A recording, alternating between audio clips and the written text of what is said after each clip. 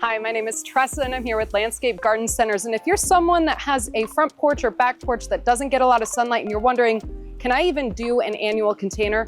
I'm here to share a little bit more about what foliage you can add to create a beautiful container.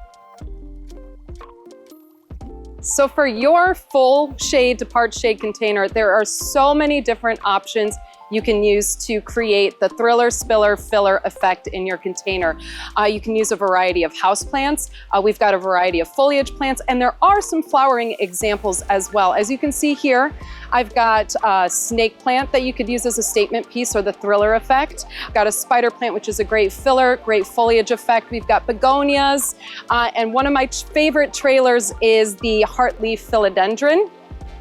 And the great news with using a houseplant or houseplants in your annual container is that you can actually use those plants and bring them in and create your own indoor oasis come wintertime.